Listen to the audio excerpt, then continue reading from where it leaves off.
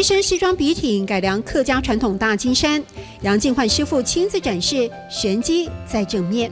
我传统西装已经穿太平常了，我穿一件更加不一样，但是我又和你们西装一样是同等级的感觉。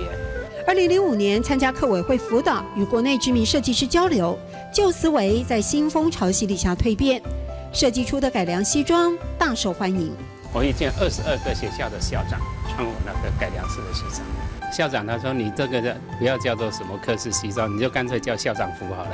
这件送给桃园龙兴国小的蓝衫高挂布告栏，是母语传承的活教材，老祖宗的智慧处处有乾坤。它这里面是放毛巾、饭团啊，那些毛巾啊，都是放在这里的。条纹花色年轻感，不受限场合，翻个折子像穿了背心，打领带也适宜，一多穿实惠的设计。我们不能让客家服饰只是埋没在某一个角落而已，我们要可以说大众可以接受，可以穿得出去。40年的功夫也得迎合时代潮流才能生存。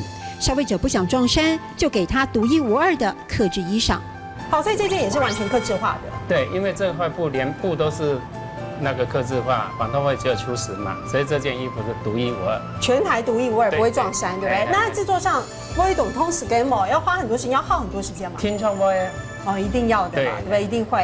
哦，所以这就是跟成衣最大的不同。对，成衣它一个版型搞定，它就可以量产。按量呢，它完全是花在设计上的功夫、时间是这样。扭转客家风华的蓝衫不断的改良，无非是希望让大众想穿、愿意穿、也爱穿，进而能够推动客家文化产业化的趋势。每懂通 schema， 听错 boy。每懂通 schema， 聽錯 boy。